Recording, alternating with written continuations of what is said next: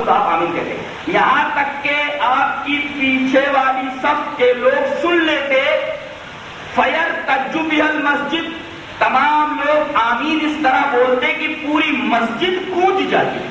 بتائیے، یہ حدیث بالکل صحیح ہے کہ آمین اتنی زور سے بولی جاتی تھی کہ پوری مسجد گونج جاتی تھی۔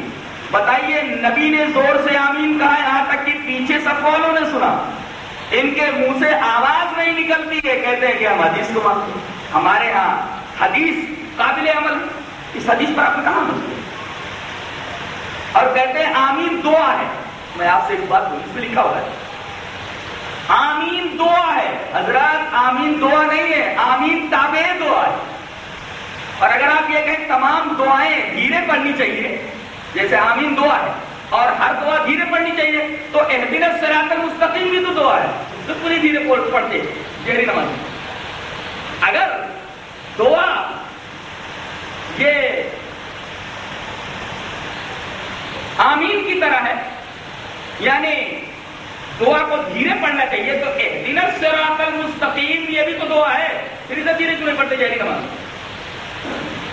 اور جہاں تک بات یہ ہے کہ آمین دعا ہے، ہم آمین کو دعا نہیں مانتے، یہ غلط ہے، بنیادی سے نہیں، بلکہ ہم اس کو تابع دعا مانتے ہیں۔ جب بندہ کہتا ہے اہدنا الصراط المستقیم صراط الذین انعمت علیہم غیر المغضوب علیہم ولا الضالین، جب یہ دعا مانگی اس نے تب کہا گیا آمین۔ اب میں یہ بولوں کہ آپ یوں دعا کیجیے، اللہم آمین اللہم آمین اللہم آمین، یہ دعا ہے۔ اگر یہ دعا ہے تو یوں مانگ سکتے ہیں اللہم آمین اللہم آمین اللہم، کیا اللہم آمین، کیا اللہم آمین؟ اگر یہ دعا ہے تو یوں بولا جا سکتا اللہم آمین، کیا اللہم آمین؟ اللہم آمین کا کیا مطلب ہوا؟ کچھ بولو نا، تب بولو کہ اللہ اس کو قبول فرما، کچھ بول ہی نہیں رہے اور کہہ رہے اللہم آمین اللہم آمین۔ اس سے پتا چلا کہ جب اللہم آمین خالی دعا میں نہیں بول سکتے تو کیوں بولتے یہ دعا ہے؟ تابع دعا ہے۔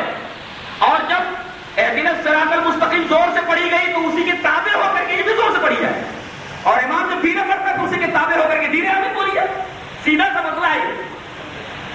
لیکن اب حدیث سمجھ میں آئے تب نہ آدمی اس کے اوپر عمل کرے۔ جب انہوں نے یہ طے کر لیا ہے کہ ہمیں امام کے قول ہی کو اپنے سامنے رکھنا ہے، اسی کو ماننا ہے، تو کوئی دلیل انہوں نے نہیں منوا سکتا۔ ایک حدیث دیکھیے، بڑی پیاری ہے، جسے امام احمد بن حنبل رحمۃ اللہ علیہ مسند احمد کے اندر لایا، روایت اس طرح ہے، وعن ابن عباس رضی اللہ تعالیٰ عنہما قال اقیمت صلاۃ الصبح فقام رجل يصلي ركعتين فجذب رسول الله صلى الله عليه وسلم من ثوبه فقال اتصلي الصبح اربعا رواه احمد في مسند۔ حضرت ابن عباس فرماتے ہیں کہ صبح کے لیے اقامت کے لیے نماز فجر ہو رہی تھی، حضرت بلال نے اقامت کہی، رسول اللہ صلی اللہ علیہ وسلم حجرے سے نکل کر کے آئے تو دیکھا کہ ایک آدمی اقامت سننے کے بعد بھی 2 رکعت سنت پڑھنے کے لیے کھڑا ہو گیا۔ رسول اللہ صلی اللہ علیہ وسلم نے اس کا کپڑا کھینچا اور فرمایا کیا تو صبح کی فرض نماز 4 پڑھ رہا ہے؟ اس کا مطلب یہ کہ جب نماز فجر کے لیے اقامت کہہ دی جائے تو 2 رکعت سنت نہیں ہے، برابر پڑھتے رہتے ہے کہ نہیں عمل؟ اس حدیث کے اوپر ان کا عمل ہے۔ میں ایک بات کہتا ہوں کہ جب آدمی نے کہہ دیا کہ میری دلیل قول امام ہے تو حدیث کہاں رہ گئی، اجماع کہاں رہ گیا، قرآن کہاں رہ گیا؟ مقلد کا تو مسلک یہ ہے کہ اس کے امام کا قول ہی اس کا مستند ہے، تو جب مقلد نے یہ بات تسلیم کر لی کہ میرے امام کا قول ہی میرا مستند ہے، تو پھر اسے قرآن دیکھنے کی ضرورت نہیں، اسے حدیث دیکھنے کی ضرورت نہیں، اسے اجماع کی طرف دیکھنے کی ضرورت نہیں ہے۔ وہ اجماع کو کہاں مانتا ہے، وہ قرآن کو کہاں مانتا ہے، وہ حدیث کو کہاں مانتا ہے؟ یہ تو خالی اپنے امام کے قول کو ماننا، مستند تو امام کا قول ہے۔ پہلے یہ ثابت کرو کہ ہم مقلد نہیں ہیں۔ مقلد جو رہے گا وہ نہ تو کتاب کی طرف نظر کرتا ہے، نہ حدیث کی طرف، اور نہ اجماع کی طرف۔ جب تک آپ مقلد ہیں تب تک آپ کے قول، آپ کے امام کا قول آپ کے لیے مستند ہے. آپ کا مستند قرآن نہیں، حدیث نہیں، اجماع صحابہ نہیں، اجماع علماء اور فقہاء نہیں، بلکہ صرف قول امام آپ کا مستند ہے. آپ تقلید چھوڑیے، اس کے بعد قرآن و حدیث اور اجماع کی بات کیجیے. تو زبردستی ہے کہ آپ مقلد بھی بنے رہیں اور آپ قرآن و حدیث اور اجماع پر عمل کرنے کا دعویٰ بھی کریں. یہ تو اجتماع ضدین ہے، تناقض ہے. یہ آپ زبردستی ڈنڈے کے زور سے ہی منوانا چاہتے ہیں، اور ڈنڈے کے زور سے کوئی مانتا نہیں ہے. ڈنڈے کے زور سے کوئی مانتا حقیقت کو.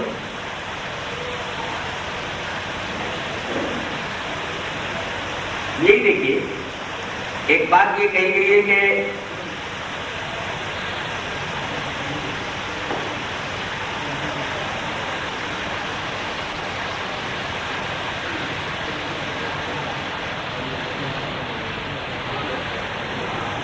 تشہد میں آدمی بیٹھے تو کیسے بیٹھے؟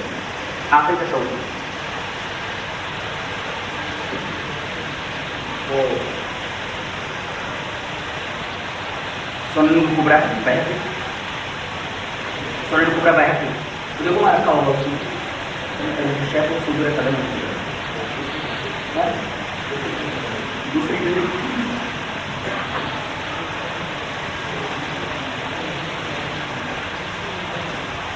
دیکھیے حدیث پر کیسے عمل ہوتا ہے.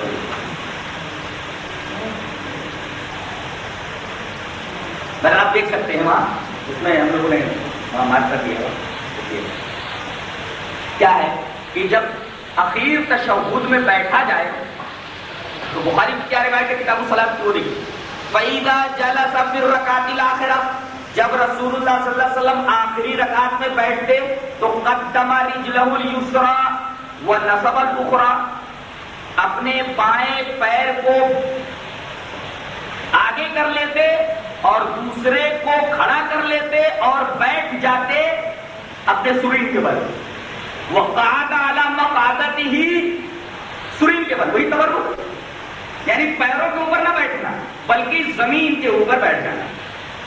ایک پیر کو کھڑا کر لینا اور ایک پیر کو اندر سے نکال لینا اور زمین کے اوپر بیٹھ جانا، اس کو تورک بولتے ہیں. اب دیکھیے یہ بخاری کی روایت ہے کتاب الصلاۃ کی. اور بتایا گیا سنت الجلوس فی التشہد، تشہد اخیر میں بیٹھنے کی سنت کیا ہے. کہتے ہیں ہم سنت کو تسلیم کرتے ہیں. یہاں امام بخاری نے باب پڑھا ہے سنت الجلوس فی التشہد، تشہد اخیر میں بیٹھنے کی سنت کیا ہے. یہ ہے کہ ایک پیر کھڑا رکھ کے دائیں پیر کھڑا رکھ کے بائیں پیر کو اندر سے نکال لے اور زمین کے اوپر بیٹھ جائے. یہ تورک ہے، یہ طریقہ بتایا گیا ہے. وقعد علی مقعدتہ، اپنے سرین کے بل بیٹھ جائے. برابر. یہاں تورک کا ثبوت صحیح حدیث سے ہوا اور بخاری کی روایت کو کوئی ضعیف کہنے کی ہمت نہیں کر سکتا، اس لیے کہ بخاری کی تمام احادیث کی صحت کے اوپر اجماع ہے. کوئی آدمی اگر اس کے اندر کیڑے نکالتا ہے تو حقیقت وہ بھی خرق اجماع کرتا ہے. یہ حدیث بالکل صحیح ہے، اس کے تمام روات صحیح ہے. اچھا یہ لوگ کیا بولتے ہیں؟ یہ تورک نہیں کرتے، تورک نہیں کرتے یہ لوگ. اب بتائیے اگر آپ تورک نہیں کرتے تشہد اخیر میں اس طریقے سے نہیں بیٹھتے تو آپ نے سنت کیسے ادا کی؟ رسول اللہ صلی اللہ علیہ وسلم تشہد اخیر میں جس طرح بیٹھتے تھے آپ کس طرح بیٹھتے؟ سنت کا خلاف کیا کہ نہیں آپ نے تورک نہ کر کے؟ تو ہم نے حدیث کو نہیں مانا یا تم نے حدیث کو نہیں مانا؟ حدیث صریح صحیح متصل مرفوع موجود ہے. وقعد علی مقعدتہ، بالکل صریح روایت ہے، کسی تعبیر کی بھی گنجائش نہیں. اچھا یہ لوگ کیا کرتے ہیں؟ جب اٹھتے ہیں سجدے ثانیہ سے، دوسرے سجدے سے جب رکعت کے لیے کھڑے ہوتے ہیں تو زمین پر ہاتھ نہیں رکھتے بلکہ گھٹنے پر ہاتھ رکھ کے سیدھے کھڑے ہوتے ہیں. اس سلسلے میں بخاری کی صحیح روایت دیکھیے. بخاری کتاب الصلاۃ میں باب باندھا ہے امام بخاری نے. کیف یعتمد علی الارض اذا قام من الرکعۃ، جب رکعت سے اٹھے تو کیسے زمین پر سہارا لے. اللہ بابی باندھ دی ہے کہ زمین کو سہارا لو، امام بخاری رحمۃ اللہ علیہ.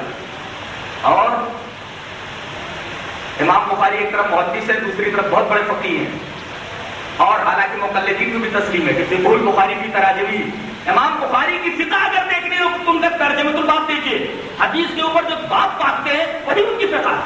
فقہ البخاری کی تراجمی امام بخاری رحمۃ اللہ علیہ کی فقہ ان کے تراجم ابواب میں آج تک ان کے تراجم ابواب کی فقہ کو سبھی تسلیم کرتے ہیں اور امام الفقہاء تسلیم کرتے ہیں حضرت امام بخاری کو. ایک طرف بہت بڑے محدث ہیں حضرت امام بخاری، دوسری طرف بہت بڑے فقیہ ہیں، سب کو تسلیم. ان کے ترجمۃ الباب کے اندر جو فقہ موجود ہے اس فقہ کو سبھی تسلیم کرتے ہیں. بڑا فقیہ ہے تو کہتے ہیں محدث فقیہ نہیں ہوتا، یہ بھی ان کا ایک مسئلہ ہے، محدث فقیہ نہیں ہوتا. پھر امام بخاری رحمۃ اللہ علیہ حدیث لا رہے ہیں صحیح صریح مرفوع متصل. اذا رفع راسه عن السجدۃ الثانیہ، جب دوسرے سجدے سے اپنے سر کو اٹھائے اور دوسری رکعت کے لیے کھڑا ہونا چاہے تو جلسا بیٹھ جائے. دیکھو بیٹھتے بھی نہیں، بیٹھ جائے. ایک سنت چھوڑا، بیٹھا نہیں، سیدھا کھڑا ہو گیا. وَاعْتَمَدَ عَلَى الْأَرْضِ، اور زمین پر سہارا لے پھر کھڑا ہو. اس کا مطلب یہ ہے کہ کھڑے ہونے سے پہلے دو چیز کرنا سنت ہے حدیث صحیح صریح مرفوع متصل میں، کہ ایک تو جلوس بیٹھنا، بیٹھتے نہیں. دوسرے اعتماد علی الارض، زمین کے اوپر سہارا لینا، سہارا لے کر کے اٹھنا. تو بیٹھنا بھی نہیں ہوتا، سہارا بھی لینا نہیں ہوتا، اور ڈائریکٹ گھٹنوں پر ہاتھ رکھ کر کے کھڑے ہو جاتے. کہاں سے لیا انہوں نے؟ دیکھیے یہ ہے ان کی فقہاء اور یہ ہے ان کی حدیث دانی.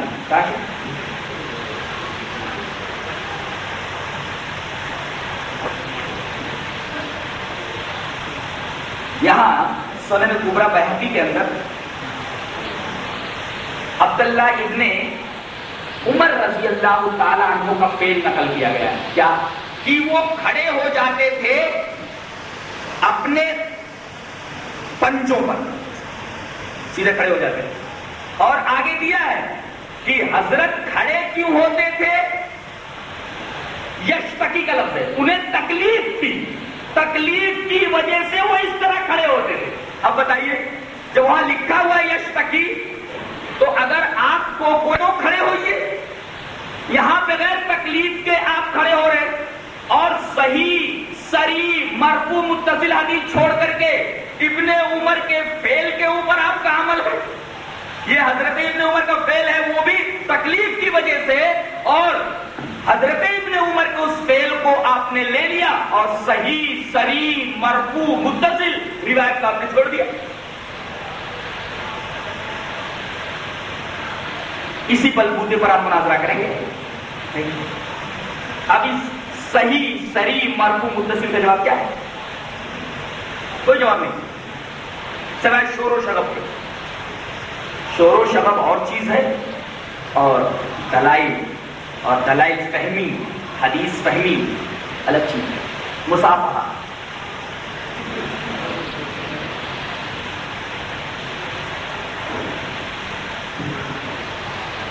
آئیے مصافحہ کے تعلق سے بھی دیکھ لیتے ہیں. ایسا ہوا بخاری باب المصافحہ میں امام بخاری رحمۃ اللہ علیہ باب بات کرے باب المصافحہ، اچھی بات تو میں رکھتا ہوگا. حضرت عبداللہ ابن مسعود آئے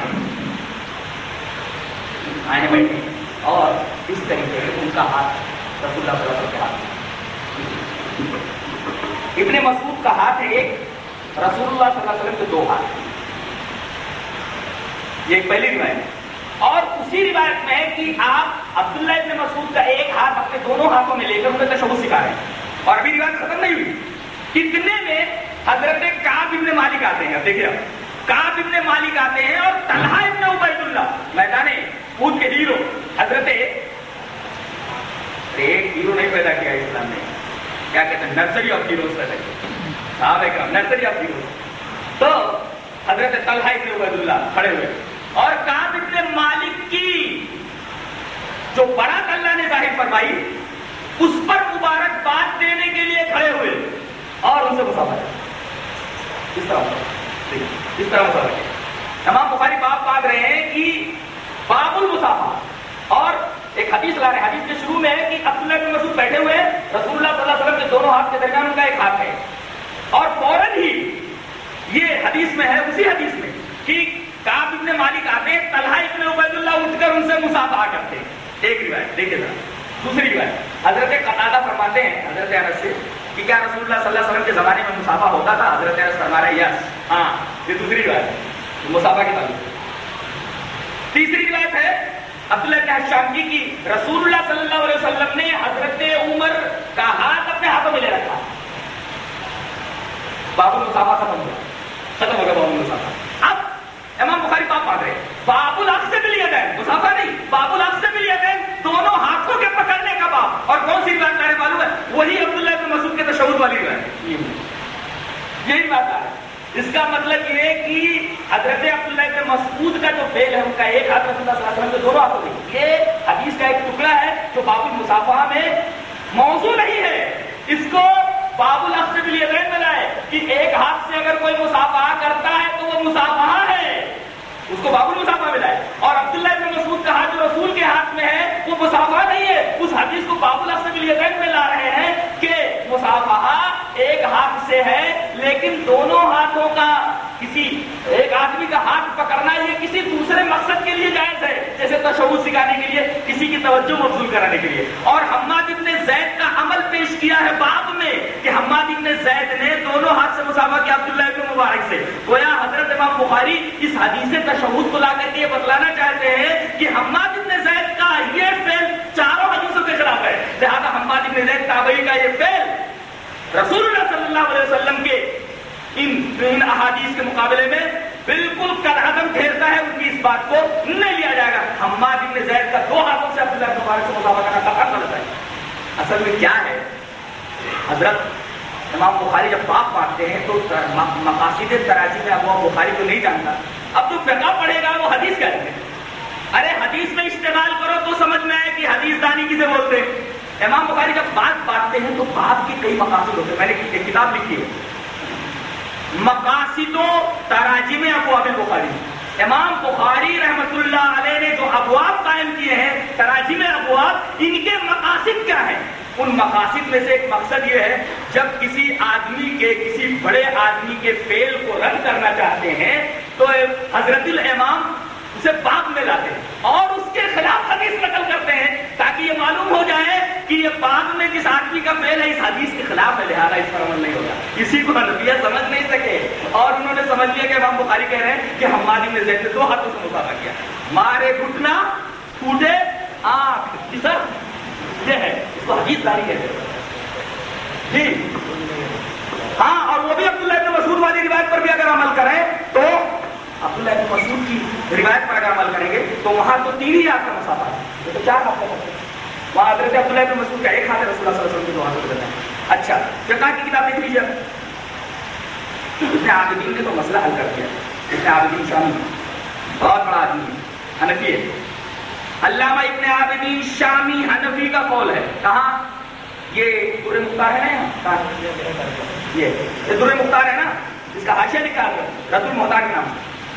در مختار کا حاشیہ لکھا ہے رد المحتار کے نام سے, اس میں حضرت نے لکھا ہے ابن عابدین شامی لکھتے ہیں فَإِن لَمْ يَقْدِرْ عَلَى تَقْبِيلِهِ إِلَّا بِالْإِيذَاءِ أَوْ مُطْلَقًا يَضَعُ يَدَهُ عَلَيْهِ وَيُقَبِّلُهَا أَوْ يَضَعُ إِحْدَاهُمَا وَالْأَوْلَى أَن تَكُونَ الْيُمْنَى لِأَنَّهَا الْمُسْتَعْمَلَةُ فِيمَا فِيهِ شَرَفٌ وَلَمَّا نُقِلَ عَنِ الْبَحْرِ الْأَمِينِ مِنْ أَنَّ الْحَجَرَ يَمِينُ اللَّهِ يُصَافِحُ بِهِ عِبَادَهُ وَالْمُصَافَحَةُ بِالْيُمْنَى. حضرت فرما رہے کہ حجر اسود یہ اللہ کا داہنا ہاتھ ہے. حجر اسود داہنا ہاتھ ہے, اور جب آدمی اس کو چھوتا ہے یا بوسا لیتا ہے تو سمجھو اللہ کے داہنے ہاتھ سے مصافحہ کرتا ہے. تو اللہ کا داہنا ہاتھ ہے وہ, تو 2 ہاتھ سے مصافحہ کرو تو 3 ہو جائے گا. اور وہاں 2 ہاتھ ہے, یہ نہیں خالی داہنا ہاتھ ہے, اس لیے کہ اللہ کا داہنا ہاتھ ہی ہے. جی تو اللہ کا داہنا ہاتھ ہے وہ.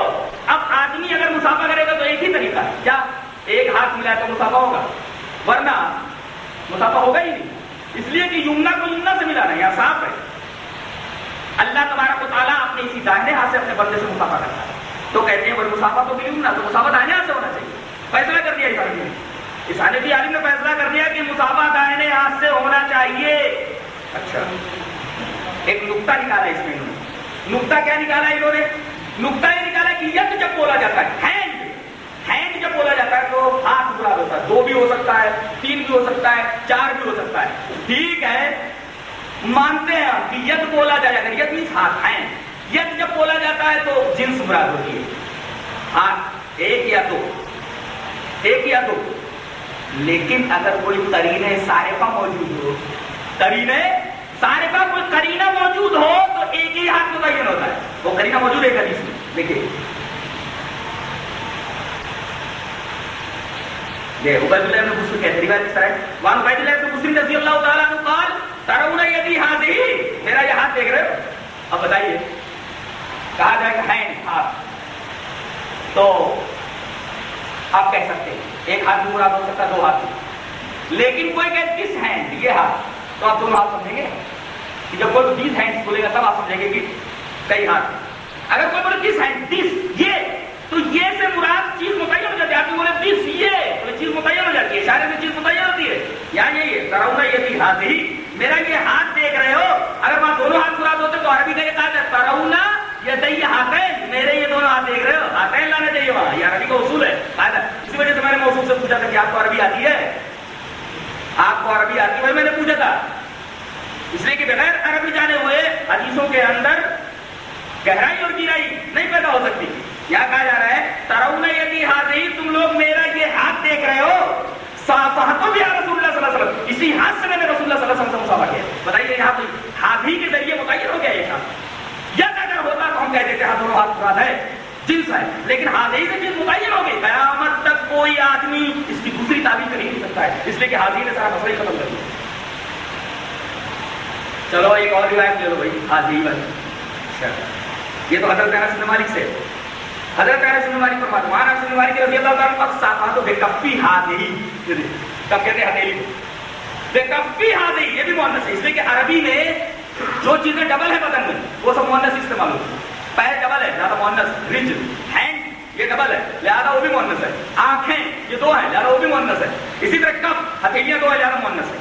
تو صافحہ بے کفی ہاتھی، میں نے اس ہتھیلی سے مصافحہ کیا. دیکھیے یہاں قرینہ صارفہ موجود ہے، ہاتھی، اس ہاتھ سے میں نے مصافحہ کیا. یہ حدیث بھی بتا رہی ہے کہ ایک ہی ہاتھ سے مصافحہ ہونا چاہیے.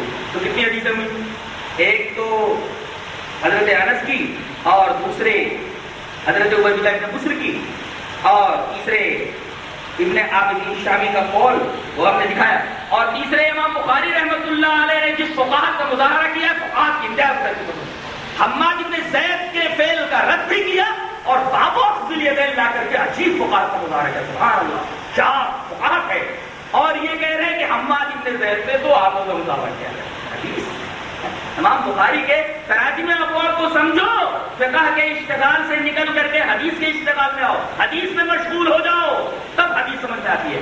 نسبت ہوگی تب نا، نسبت ہو حدیث سے تب حدیث سمجھ میں آتی ہے. قرآن سے نسبت ہو تو قرآن سمجھ میں آتی ہے. یہ رہا مصافحے کا بیان. اچھا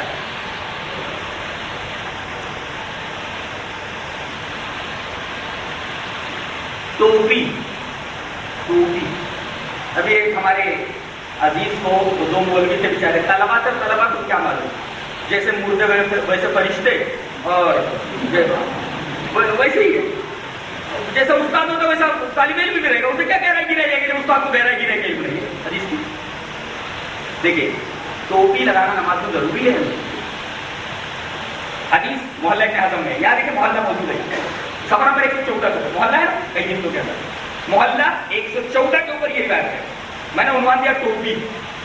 عربی دیکھیے، عن ابن شہاب اخبرنی ابو سلمۃ ابن عبد الرحمن ابن عوف سمع ابا ہریرہ رضی اللہ عنہ یقول اقیمت الصلاۃ، اچھا فقمنا فعدلنا الصفوف قبل ان يخرج الینا رسول اللہ صلی اللہ علیہ وسلم. اس میں ایک مسئلہ بھی بہت پیارا.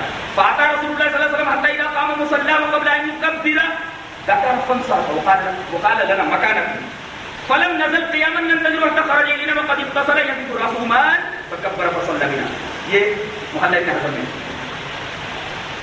یہ پوری سند ہے. وہ کہتے ہیں کہ ابو ہریرہ رضی اللہ تعالیٰ عنہ کو یہ بیان فرماتے ہیں کہ نماز کھڑی کر دی، اقامت ہو گئی. اقیمت الصلاۃ، نماز کے لیے اقامت کہہ دی گئی. اچھا ہم سب کھڑے ہو گئے. یہ دیکھیے بریلوی لوگ کیا کرتے ہیں بیچارے، وہ اقامت جب ہوتی رہتی ہے تو کچھ لوگ بیٹھے رہتے ہیں حیا علی الصلاۃ کے اوپر یا حیا علی الفلاح کے اوپر کھڑے ہوتے ہیں. یہاں کہا گیا اقیمت الصلاۃ، نماز کے لیے اقامت کہی جانے لگی تو ہم سب کھڑے ہو گئے. ہم نے صفوں کو درست کر لیا اس سے پہلے کہ رسول اللہ ہماری طرف نکلے.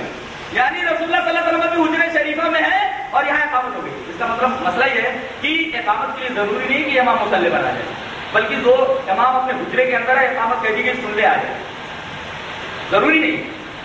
تو قبل ان یخرج الینا اقامت ہو گئی، ہم نے صفیں درست کر لی. آپ کے نکلنے سے پہلے رسول اللہ صلی اللہ علیہ وسلم آئے، قام مصلی پر کھڑے ہو گئے. تو قبل ان یکبر اللہ اکبر کہنے سے پہلے آپ نے کچھ یاد کیا. قبل ان یکبر تو تھا کچھ یاد کیا. فانصرف آپ پلٹے مصلی پر سے پلٹے. وقال نام کا مکان ہے اسٹے ہے یہی رہو تم لوگ، ہٹنا نہیں، مکان ہے تم یہی رہو. فلم نزل قیاما ہم لوگ کھڑے رہے. اب انتظار کر رہے، کھڑے انتظار کر رہے. رسول نے کہتے کھڑے رہو، ہم کھڑے رہے، کوئی بیٹھا نہیں. اللہ اکبر محبت ہے. ہم سب کھڑے رہے کہہ رہے فلم نزل قیاما ہم برابر کھڑے رہے. ننتظر آپ کا انتظار کرتے. یہ ننتظر کا لفظ بتا رہا ہے کہ رسول اللہ صلی اللہ علیہ وسلم بڑی دیر میں تشریف لائے. حتی خرج الینا انتظار کرتے کرتے ہم لوگ کھڑے ہیں. رسول اللہ صلی اللہ علیہ وسلم آئے. وقد اغتسل اور آپ نہا کر آ رہے تھے. آپ کو خیال آیا کہ میں جنوبی ہوں. آپ کو خیال آیا مصلی پر آ کر کہتے ہیں غیب کا علم تھا. دیکھیے یہاں مصلی پر آپ پہنچ کے آپ کو معلوم نہیں کہ میں جنوبی ہوں. آپ کو غسل کرنے کی ضرورت ہے، آپ کو یاد نہیں رہا. تو آپ آئے، صحابی کہہ رہے ہیں کہ یقین رسومان آپ کے سر سے پانی ٹپک رہا تھا اور آپ نے اسی حالت میں تکبیر کہی اور ہمیں نماز پڑھایا. بتائیے ٹوپی کہاں ہے؟ ٹوپی کدھر ہے؟ آپ نے پڑھائی کا نماز بغیر ٹوپی کے. پھر ٹوپی ذرا چلو ایک صاحب بولنے لگے وہ داڑھی نہیں تھی. مولانا ذرا سر پہ تاج رکھ لیجیے. سنت رسول ذرا رکھ لیجیے. آپ سر پہ تاج بولتا ہے، سر پہ تاج رکھیے آپ. میں نے کہا کہ حضرت ذرا سنت رسول کی طرف دھیان فرمائیے. داڑھی نہیں تھی لیکن ٹوپی بہت بڑی لگائے ہوئے، ٹوپی بہت بڑی لگائے ہوئے. تو مسئلہ ٹوپیوں میں الجھ کر رہ گیا، حدیثیں ایک طرف رہ گئی. یہ بہت بڑا المیہ ہے. افسوس کیا جائے عورت کا بھی موقع دے دیں. بول رہے عورت کا واقعہ بھی موقع دے دیں آپ کو. ہاں عورت کا واقعہ وہ ہاں حدود کی بات ہے، بڑی کاری بات ہے. ان القمۃ بن وائل بن ابی ان امرأة خرجت على عهد رسول الله صلى الله عليه وسلم تريد الصلاة فتلقاها رجل فتجللها فقضى حاجته منها فصاحت فانطلق. کہتے وہ عورت جا رہی تھی رات میں فجر کی نماز پڑھ تريد الصلاة نماز کا ارادہ کرتے.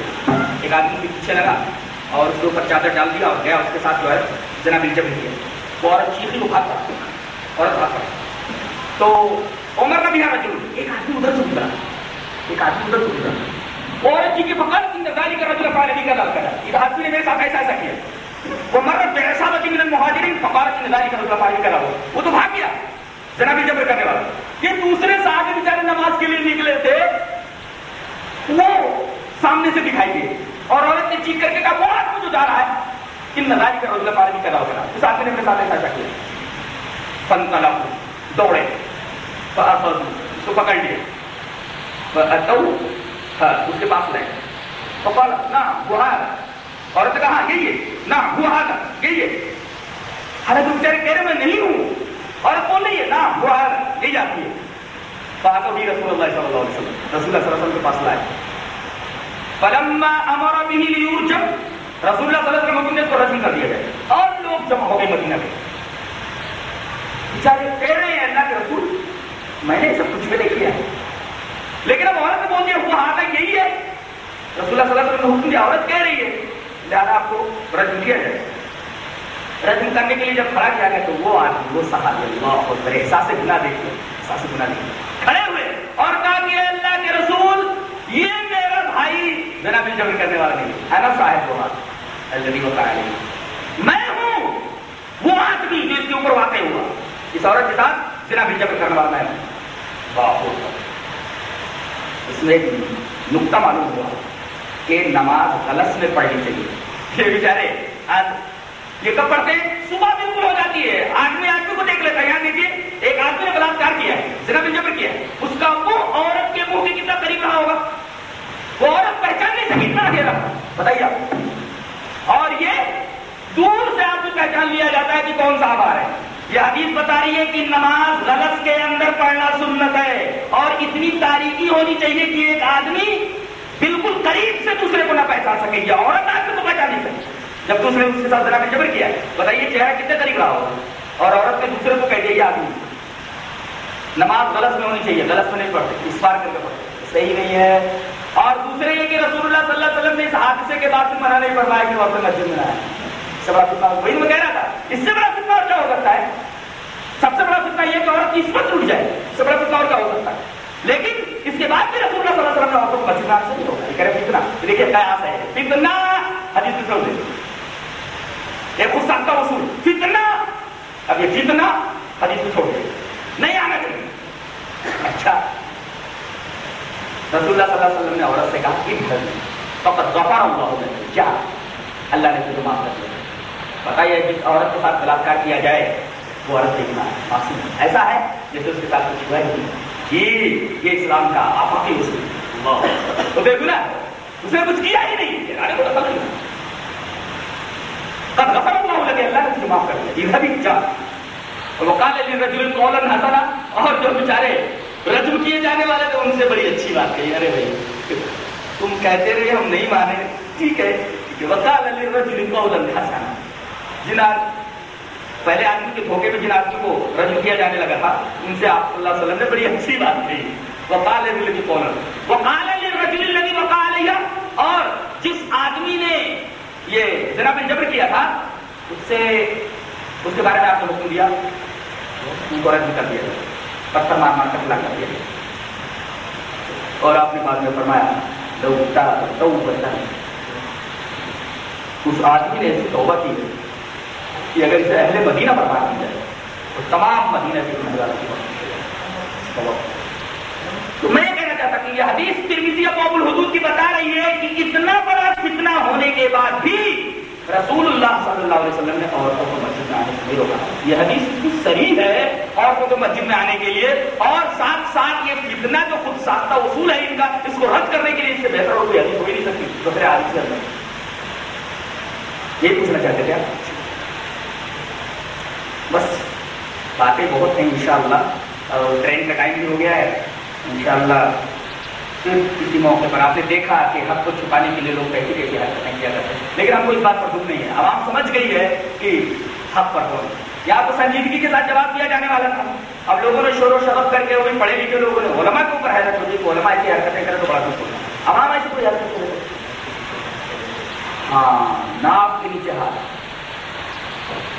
ناک کے نیچے ہاتھ کے تعلق سے جو روایت آتی ہے، آپ اس کے بارے میں یہ سمجھ لیں کہ ہر سند میں تحت السرہ، ناک کے نیچے ہر سند کے اندر ایک راوی ہے، عبد الرحمن بن اسحاق واسطی، اور تمام محدثین کا اجماع ہے، تمام ائمہ جرح و تعدیل کا اجماع ہے کہ یہ آدمی مطلقاً ضعیف ہے، بالاتفاق ضعیف ہے، ضعیف ہوں بالاتفاق۔ میں نقل کر دوں تو قول ہی نقل کر دیتا ہوں۔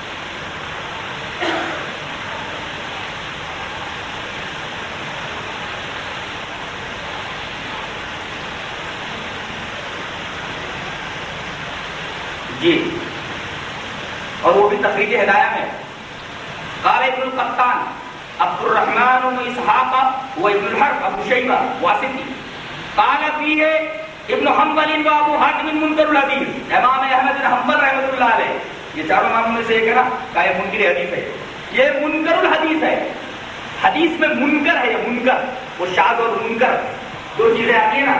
منکر کا مطلب یہ ہے کہ بہت سارے ثقات کی کوئی مخالفت کرے، ایک ثقات۔ اور قال ابن معین، ابن معین نے بتا لیں اس نبی کچھ بھی نہیں ہو، یہ جرا ہے، ایسے ویسے کچھ بھی نہیں ہے، اس بات کو کوئی اعتبار نہیں۔ وقال البخاری، امام بخاری جیسا علم میں جرح تعدیل کرتا ہے، یہ نظر غور کرنے کی ضرورت ہے، اور امام بخاری جب یہ نظر کر کے گیا آدمی کا اندر گیا آدمی یہ نظر، جس کے بارے میں امام بخاری بولتے یہ نظر، بس اتنی جگہ کا بھی امام بخاری کا مسئلہ نہیں۔ وقال البیہقی لا یثبت اسنادہ، امام بیہقی بولتے جن کی السنن الکبریٰ البیہقی کئی جلدوں میں، حضرت بھی امام جرح تعدیل ہے، فرماتے لا یثبت اسنادہ، جس سند کے اندر وہ سند ثابت نہیں لا یثبت اسنادہ۔ اور ابن اسحاق واسطی ہوا متروک ہے، یہ قال النووی، یہ شافعی ہے، کہتے ہیں متفق علی ذوقہ، اس کے ذوق کے اوپر اتفاق ہے. بتائیے جب تمام علماء کا اتفاق ہے تو یہ بمنزل اجماع کیا ہے؟ آپ نے اس کے ذوق کے اوپر اجماع ملاحظہ کیا، اجماع کو کہاں بنا؟ اسی کی تو حدیث لے رہے ہیں، اس کی سند میں یہ ہے فإن عبد الرحمن ضعیف بالاتفاق، اتفاقی طور پر یہ بالاتفاق یہ ضعیف ہے. یہ طاقت سورہ والی روایت جہاں جہاں بھی آئی ہے اس سند میں یہ آدمی موجود ہے، اور یہ آدمی جب موجود ہے اور اس کے اوپر اس طریقے کی جرح تو قابل اعتماد کیسے ہو سکتی ہے؟ اس سلسلے میں اس کے برخلاف سینے پر ہاتھ مارنے والی بہت ساری روایتیں طاقت سورہ والی روایت ہے، اس سلسلے میں انہوں نے کیا کیا ہے وہ ذرا دیکھیے. حرکتیں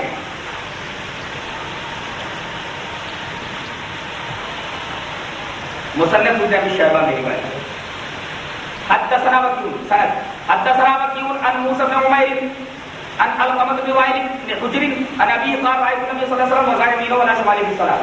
یہ وائل بن حجر اپنے باپ سے روایت کرتے ہیں، وہ کہتے ہیں کہ میں نے دیکھا رسول اللہ صلی اللہ علیہ وسلم کو، رسول اللہ صلی اللہ علیہ وسلم اپنا دائیں ہاتھ اپنے بائیں کے اوپر رکھ رکھا ہے، بس نماز میں سینے پر بھی نہیں ہے اس روایت کے اندر، اور نہ تو تحت سرہ. مصنف ابن ابی شیبہ، اچھا مصنف ابن ابی شیبہ کا پہلا ایڈیشن حیدرآباد سے نکلا کب؟ 1966 1966 کے اندر نکلا. دوسرا ایڈیشن بمبئی سے 1979 میں 79 میں یہ نکلا. دونوں ایڈیشنوں میں فی الصلاۃ کے بعد کوئی زیادتی نہیں تھی. اس طریقے کی کراچی پاکستان کے ایک ادارہ ادارۃ القرآن والعلوم الاسلامیہ نے اہل حدیث کہاں تک کھوج نکالتا ہے، کہاں بھاگتے ہیں اور کہاں کہیں کے پیچھے لگا کھوج نکالا. ایڈیشن دیکھا حیدرآباد کا پرفیکٹ ہے. بمبئی سے وہی ایڈیشن مصنف ابن ابی شیبہ کا نکلا، الحمدللہ وہ ایڈیشن میں نے اپنی آنکھوں سے دیکھا ہے بمبئی سے نکلنے والا. پھر سلام کے بعد طاقت سرہ یا فوق سرہ کچھ بھی نہیں ہے، اعلیٰ صدری بھی نہیں ہے. حیدرآباد سے نکلنے والا مصنف ابن ابی شیبہ کا ایڈیشن محفوظ، بمبئی سے نکلنے والا 1979 کے اندر محفوظ.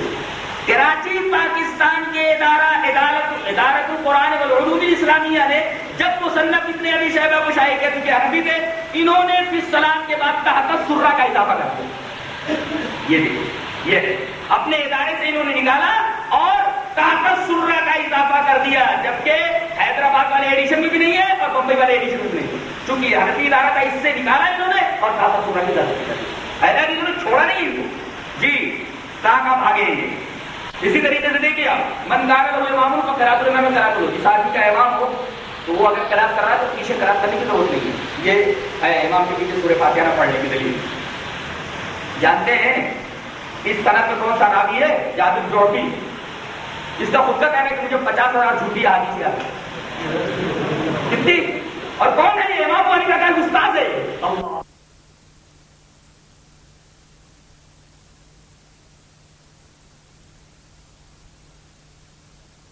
50,000 احادیث جھوٹی مجھے یاد ہے بولتا ہے.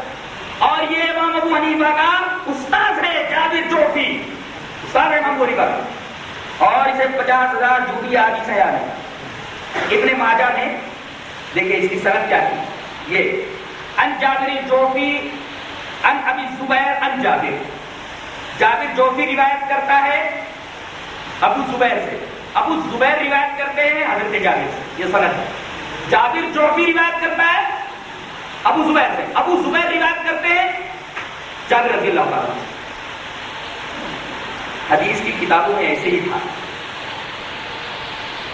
مولوی فخر الحسن صاحب منگوئی رکن رکین دیوبند شیخ الحدیث گزرے والے، جب مطبوعہ فاروقی پریس سے جب یہ چھپی ابن ماجہ، تو ابن ماجہ جب مطبوعہ فاروقی سے دلی سے چھپی تو انہوں نے اس طبعات کے اندر جابر جوہری کے بعد واو کا اضافہ کر دیا.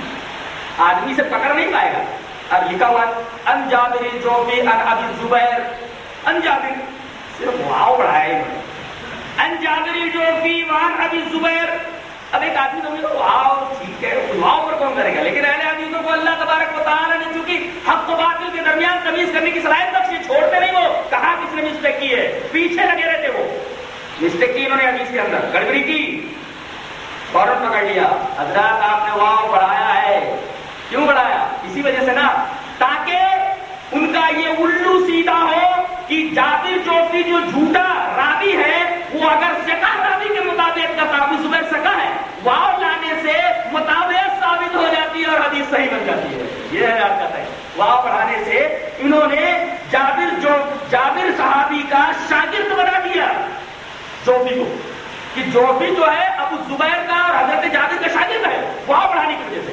اور یہ اصول ہے کہ جب کوئی جھوٹا راوی، کوئی ضعیف راوی مطابقت کرے کسی ثقہ راوی کی تو سند محفوظ رہتی ہے. واو بڑھا کر کے انہوں نے اتنا بڑا تیر مارنے کی کوشش کی، لیکن انہوں نے پکڑا ہی چھوڑا نہیں.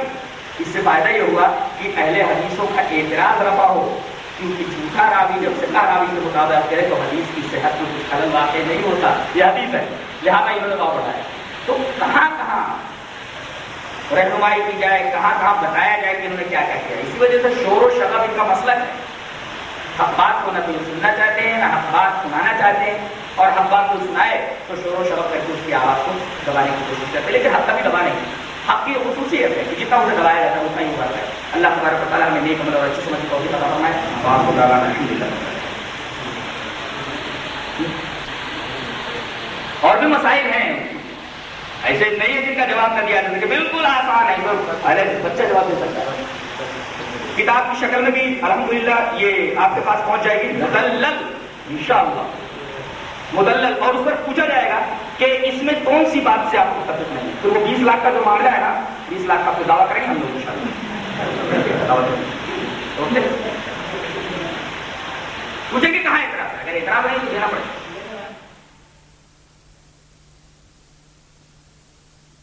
تو ایمان کتابوں سے بحث شروع کریے. کتابوں سے تو بیچارے معصوم تھے، وہ بھی کہ کپڑے جو ہیں کتابوں کی شکل میں لا کے رکھتے تھے. جب ایک رٹی ہمارا مناظرہ سنا تو بندوق دکھا کر بولا یہاں سے چلے جاؤ ورنہ تو میں شوٹ کر دیتا ہوں. یہی لوگ ہم پر ہیں، ہماری طرف اشارہ کر کے بھیج دیا. آج جو بول رہے مجھے کہ ہم وہاں تم کو لاجواب کر دیے. جو لوگ موجود تھے اس میں ہمارے افضل بھائی آئے کہ ان سے کوئی بات نہیں بن پڑی تو بیچارے ہے نا بھاگ گئے، مگر کہہ رہے ہیں کہ ہم کو بھگا دیا.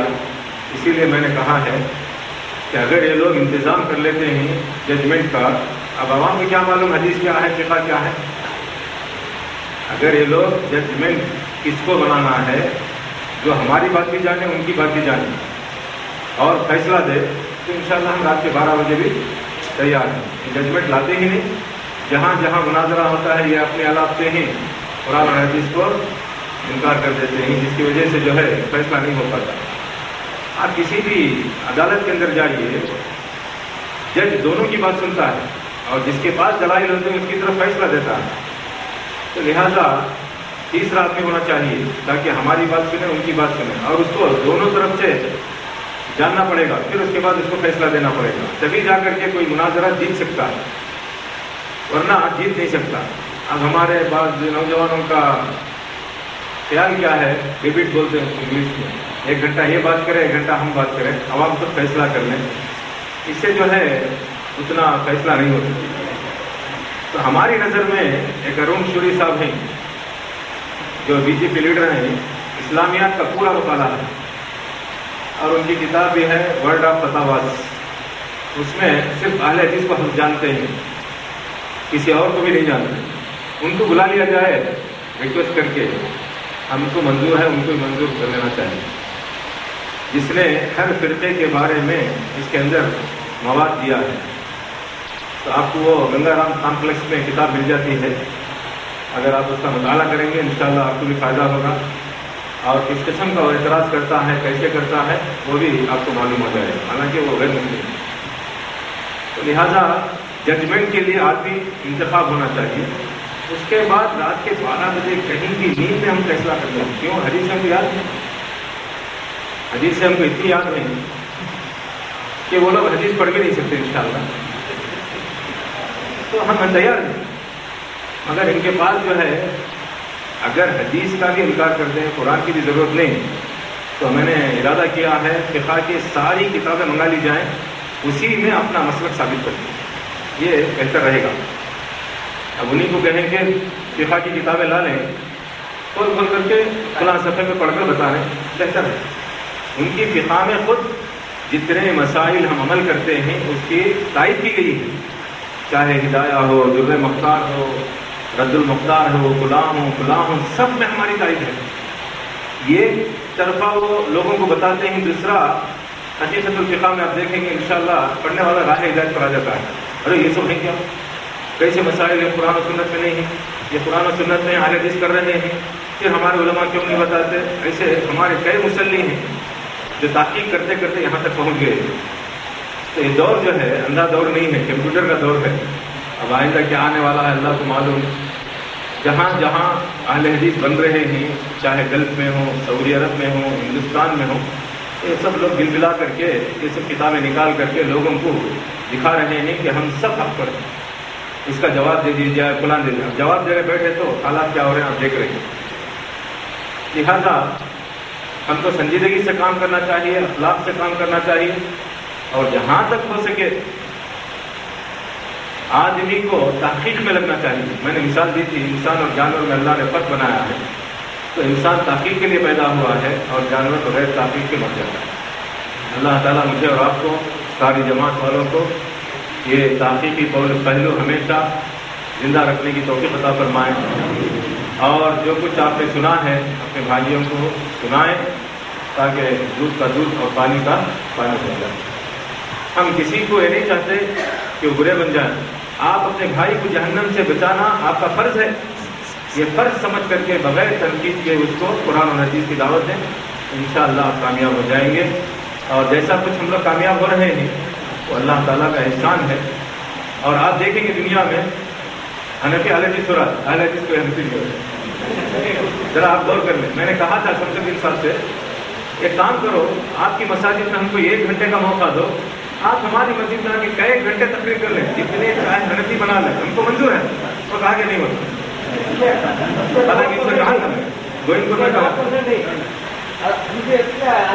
بہرحال یہ چیز میں لچک ہے، قرآن و سنت میں لچک ہے، محبت ہے، کھنچاؤ ہے، مقناطیس ہے۔ تو بہرحال ہر مسلمان کو اس کا احترام ہے، اسی پر آپ چلنے کی کوشش کریں۔ اللہ تعالیٰ آپ کو اور ہم کو دنیا اور آخرت میں کامیاب کریں۔